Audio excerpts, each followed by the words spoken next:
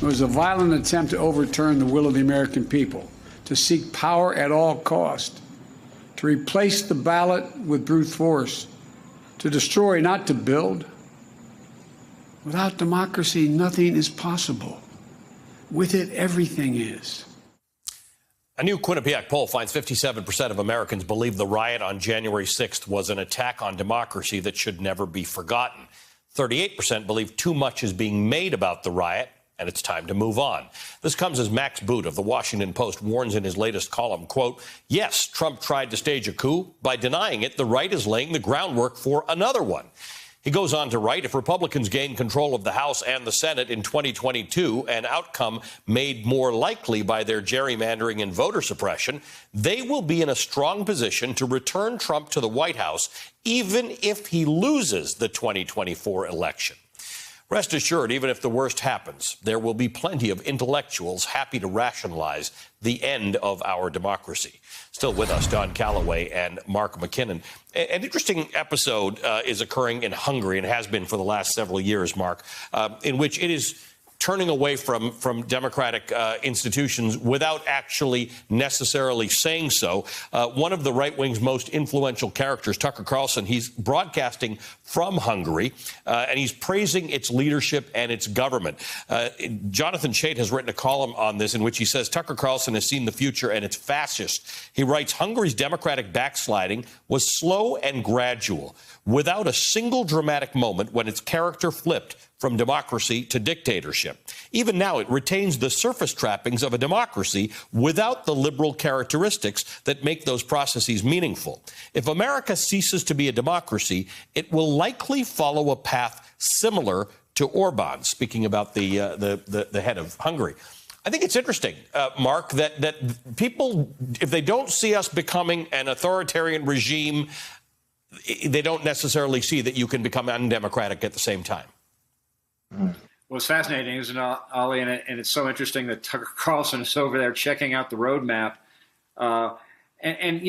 Looking at that poll, you talked about the 38% of people who just think we should move on. Those are people who are susceptible to this slow evolution toward authoritarianism.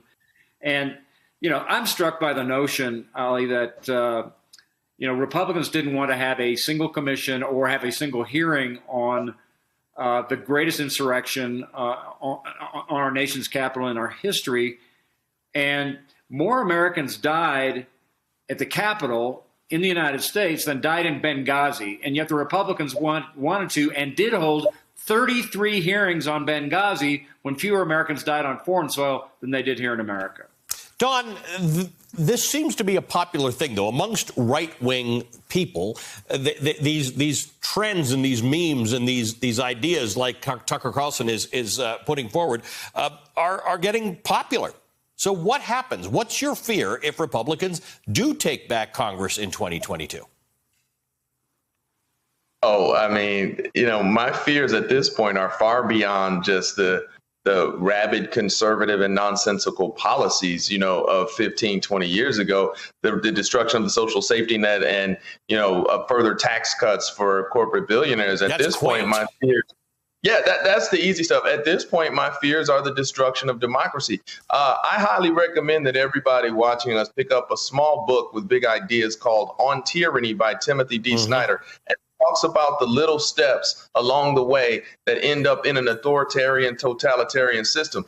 But I got to have an honest moment with you, Ali. It's very tough as a black man to talk about this type of stuff because I understand the history of democracy and I understand political philosophy. But the reality is that Republicans are dismantling democracy as a response to us becoming a multiracial country where people are educated, black and brown people are educated and standing up and have societal power, have economic power. And in response to that, we are seeing the dismantling, systemic and intentional dismantling of democracy. So I can't talk about this purely in terms of political philosophy without recognizing that we are fully moving to a majority non-white nation. And this is the response to that. How do you fix this in the Republican Party, Mark? How do you go from a party that like small government and things that can be argued into this. If you look at that poll we were just talking about, the Quinnipiac poll, 60% say it would be bad for the country if Trump ran in 2024. 32% say it would be good,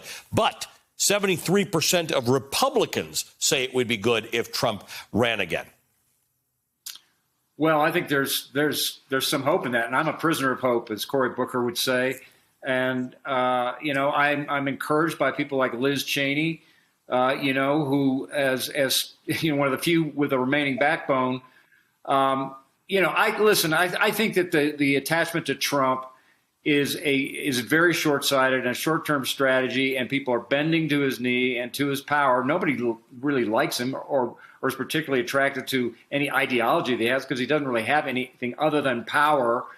And I think that we will see, it's not going to happen as quickly as I'd like to have happen, but I think that if Donald Trump does get nominated again somehow for the presidency in 2024, I think he'll get beaten. I think he'll get beat badly this time. He'll get beat worse than he did before. But again, to Don's concerns and yours that we've raised all night, I think that's part of the reason the Republicans are doing all that they can to overturn whatever could happen in 2024.